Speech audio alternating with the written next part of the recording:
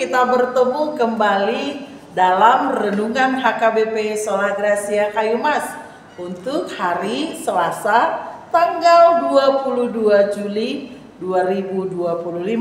Sebelum kita mendengarkan firman Tuhan, kita berdoa. Kiranya kasih karunia Tuhan Yesus Kristus, kasih Allah Bapa, menyertai hati dan pikiranmu di dalam Kristus Yesus Tuhan kita. Amin. Bapak, Ibu, dan saudari yang terkasih, firman Tuhan untuk kita tertulis dalam 2 Korintus 4 ayatnya yang ke-7. Demikian firman Tuhan. Tetapi harta ini kami punyai dalam bejana tanah liat, supaya nyata bahwa kekuatan yang melimpah-limpah itu berasal dari Allah, bukan dari diri kami. Demikian firman Tuhan. Bapak, Ibu, dan saudara-saudari yang terkasih, sepenggal nyanyian dari Kidung Jemaat mengatakan demikian. Adakah beban yang membuat kau penat? Salib yang kau pikul terlalu berat. Demikian penggalan dari nyanyian tersebut. Bapak, Ibu, dan saudari yang terkasih, mungkin di antara kita sedang mengalami kesulitan bahkan pergumulan yang membuat beban kita semakin berat, baik dalam ekonomi, baik dalam anak-anak, bahkan juga dalam pekerjaan dan keluarga.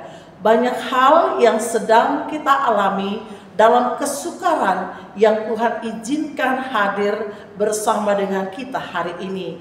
Beban berat itu membuat kita sering sekali kecewa, sering sekali putus asa, bahkan sering sekali kita meninggalkan Tuhan. Seolah-olah kita mengatakan dalam diri kita, Tuhan itu tidak ada.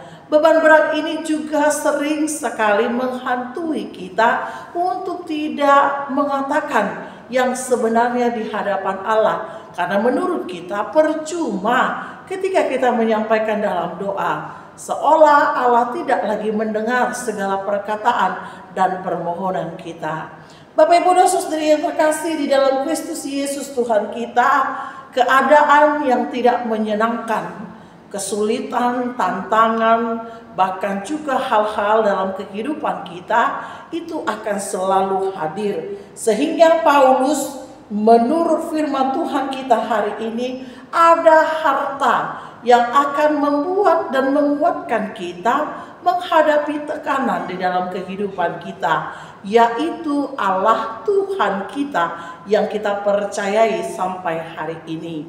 Bapak, Ibu, dan saudari yang terkasih di dalam Kristus Yesus Tuhan kita, tidak ada pegangan yang abadi yang mampu menyelami hati dan pikiran kita yang terdalam ketika kita menghadapi kesulitan.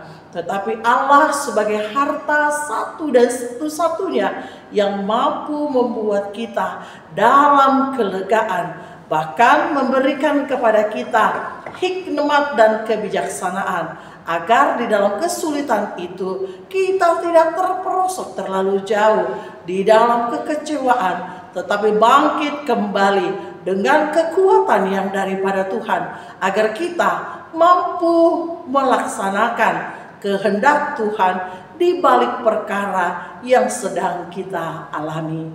Bapak, Ibu, dan saudari yang terkasih di dalam Kristus Yesus Tuhan kita, nas ini juga mau mengatakan kepada kita bahwa ketergantungan kita kepada Tuhan harus secara total, harus secara penuh. Kita adalah manusia yang tidak sempurna, sama seperti teman dan saudara, bahkan keluarga kita yang tidak sempurna. Yang sempurna, yang mampu memberikan kelegaan, yang mampu memberikan kekuatan, yang mampu menghibur kita hanya di dalam nama Allah, yang merupakan harta dan juga merupakan bejana tanah liat yang mampu membentuk kita seturut dengan kehendaknya. Inilah yang mau dikatakan dan disuarakan melalui nats kita hari ini. Apapun kesukaran kita, apapun yang sedang kita hadapi, beban berat yang sedang menguji kita, bahkan apapun yang sedang kita hadapi, katakan dalam dirimu bahwa Allah mampu memberikan kekuatan kepada kita, asalkan kita menyerahkan diri di hadapannya dalam segala kelemahan kita. Tidak ada yang tidak mungkin bagi Tuhan.